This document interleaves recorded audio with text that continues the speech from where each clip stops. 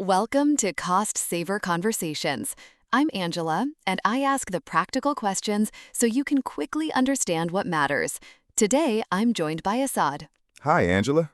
We are unpacking avoiding flood risk surprises, how to use postcode data to protect your UK property and insurance costs today, and tying it back to the wider cost saver ecosystem, including tools like Neighborhood Flood Risk and Insurance Cost Checker so you can turn insights into action quickly. Just a heads up before we dive in, we are your synthetic hosts. We are great with numbers, but as AI, we can sometimes be confidently wrong. Think of us as the digital versions of your most knowledgeable, slightly caffeinated friends. Exactly.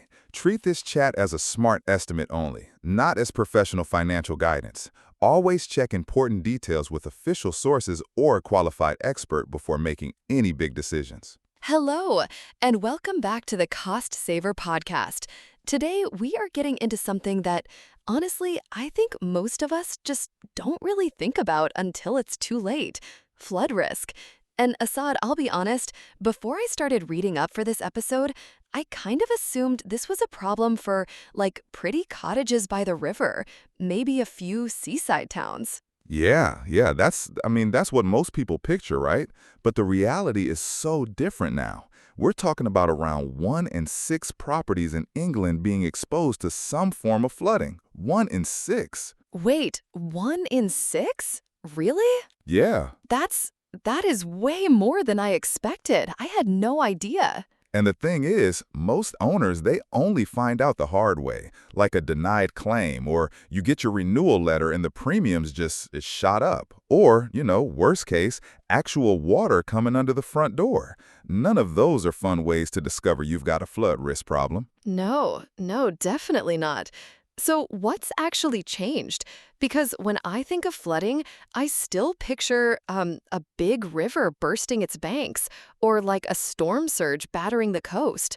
Is that not the main thing anymore? I mean, those still happen, but the big story now, and this surprises a lot of people, is surface water flooding. That's when heavy rainfall just overwhelms the drains and it pools in places you really wouldn't expect. So, like a really heavy downpour in the middle of a town, even if you're miles from any river? Exactly.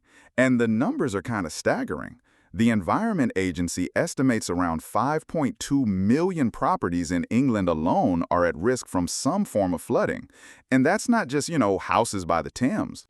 That includes terraced houses miles from any river, modern estates built on former floodplains, city flats sitting above aging Victorian sewers, all of it. So if you're sitting there thinking, oh, my postcode's fine, there's no obvious water nearby, the data is very likely to disagree with you, unfortunately. That's kind of unsettling, actually. So that old line people say, it's never flooded here? Is, I'm afraid, one of the most expensive sentences in UK property. Because surface water flooding can hit homes with absolutely no prior flooding history. The trigger isn't proximity to a river, it's rainfall intensity and local drainage capacity.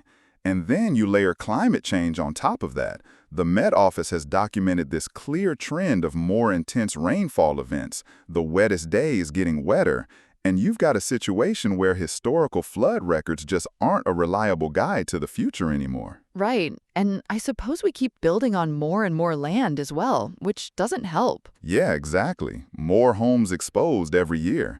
It's sort of a compounding problem. So what actually happens? I mean, when a home does flood, beyond the obvious mess and the horror of it, what are the real costs? Oh, look, it's not a single bad day.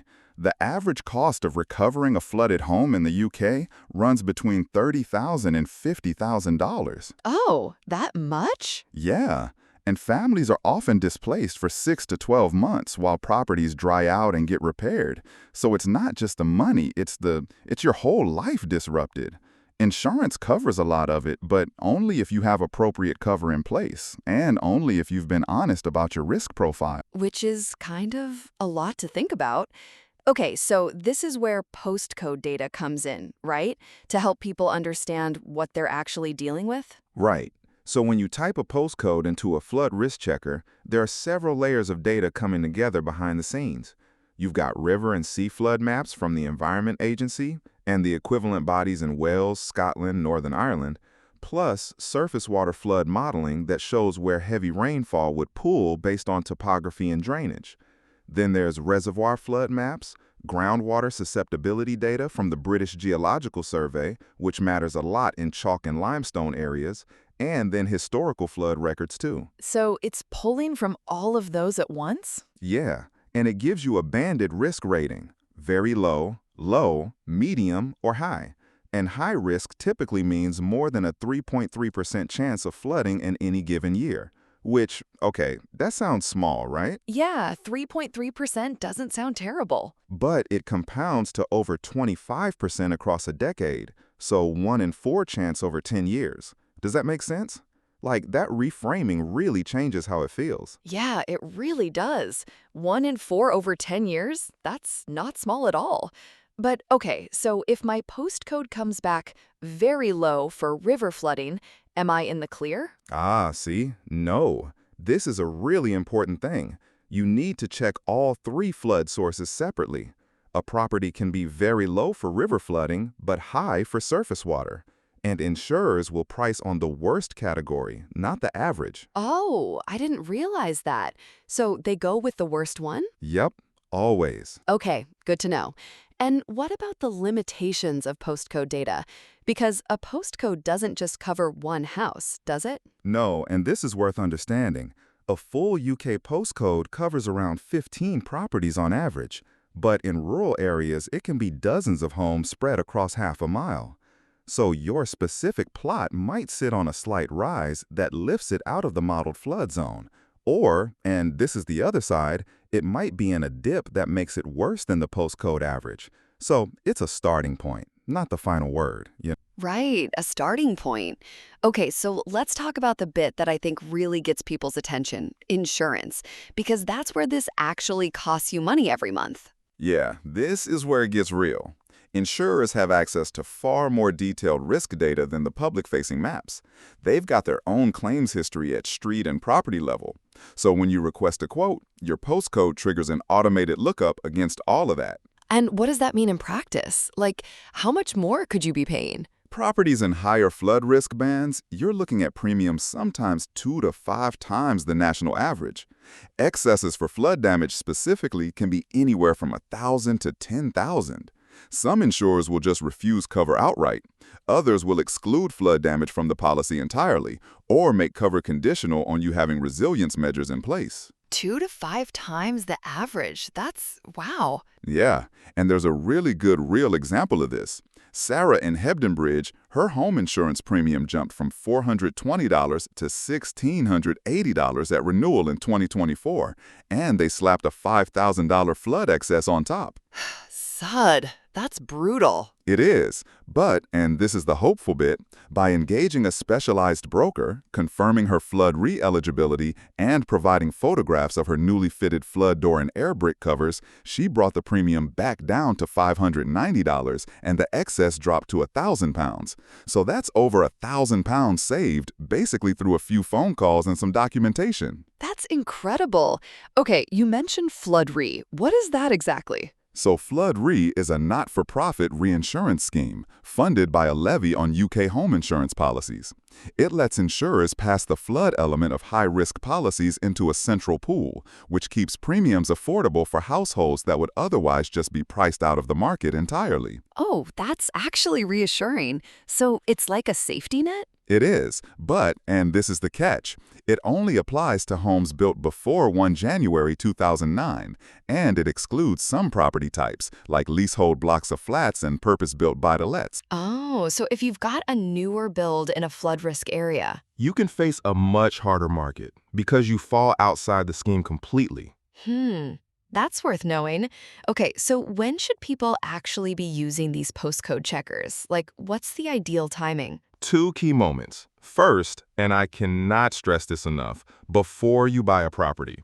Run the check before you put an offer in, not after the survey. Because by then, you're already emotionally invested. Exactly. You've paid for the survey, you're picturing yourself in the kitchen, you've told everyone about the house, and then you find out the flood risk is through the roof. A 2-minute postcode check at the long list stage saves you weeks of wasted effort.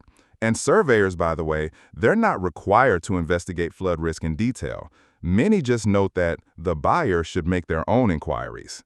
Fair enough. So they basically punt it back to you. Pretty much, yeah. And the second key moment is a few weeks before your insurance renews. 3 to 4 weeks is the sweet spot. That gives you time to shop around, and if your premiums jumped, you can actually do something about it. Like phoning your current insurer? Yeah, and this is a tip I really want people to hear. Phone them directly with quotes from competitors in hand. Retention teams have far more flexibility than a renewal letter suggests. Flood risk pricing is often more negotiable than they'll volunteer. You kind of have to push. Go on. And also, check whether any flood defenses in your area have been completed or upgraded recently. The Environment Agency invests several £100 million a year in defenses, and a completed scheme can actually move properties between risk bands. But insurers don't always update their pricing automatically, so it's worth pointing that out when you're getting quotes. That's such a good point. Like, the information's there, but you have to actually tell them. They're not going to do it for you. No, they're not. Okay, so let's say someone's checked their postcode and the news isn't great, high risk. Is it just, are they stuck, or can they actually do something? No, definitely not stuck. There are really concrete steps. So first, confirm flood re-eligibility with your insurer or a broker. If you qualify, premiums should be manageable. Second, use a specialist broker, not just comparison sites. The British Insurance Brokers Association has a Find a Broker service that can access markets comparison engines miss. Right. Third, and this is one people don't always think of, request a property-specific flood risk assessment, because that can sometimes override the postcode level rating if your specific plot is genuinely lower risk than the surrounding area. Oh, interesting. So you could actually get reclassified, in a sense? Sort of, yeah. And then beyond that, there are physical measures: flood-resistant doors and barriers, air brick covers that automatically seal when water rises, non-return valves on drains and toilets to stop sewage backflow, which is as horrible as it sounds. Yeah, I was going to say, that's the one nobody wants to think about. Right? But it matters.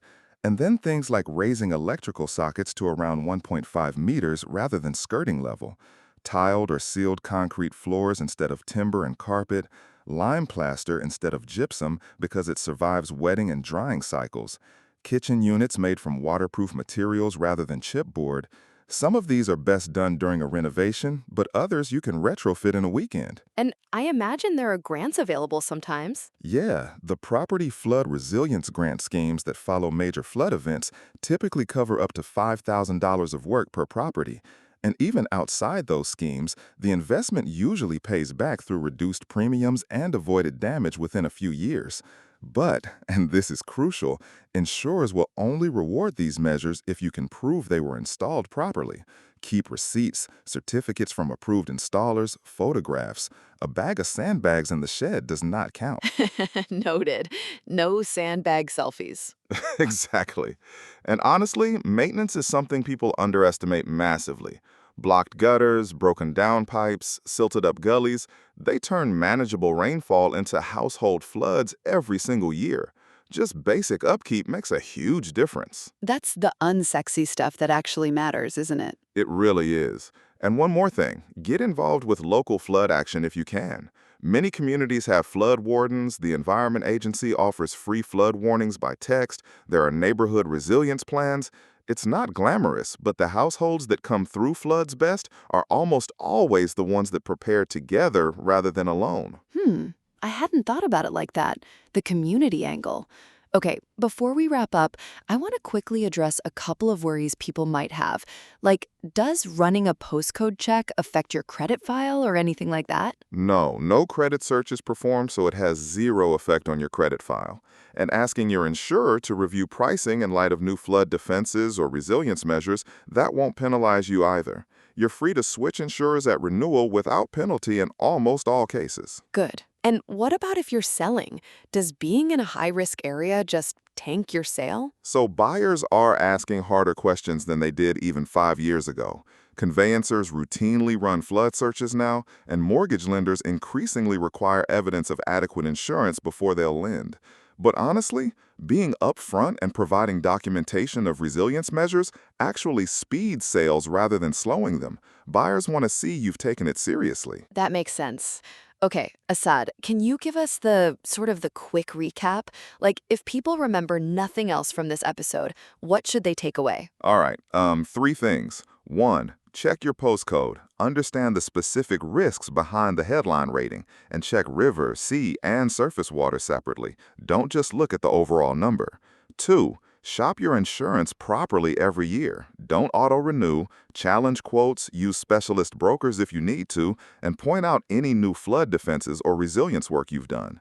And three, invest modestly in resilience measures where it makes sense and document everything. Receipts, photos, certificates, that's what actually moves the needle with insurers. Brilliant.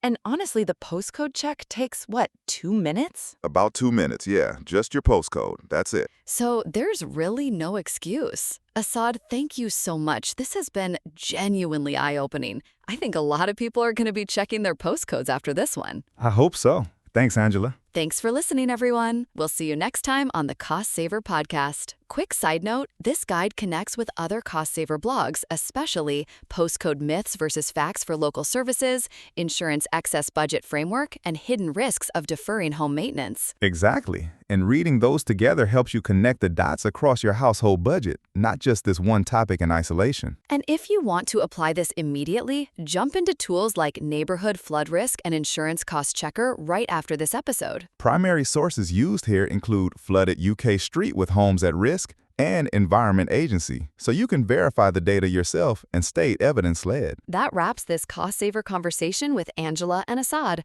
If this helped, share it with someone who could put these ideas to work this week. Your next step is simple. Try Neighborhood Flood Risk and Insurance Cost Checker, then read Postcode Myths versus Facts for Local Services, and use them together to take action today.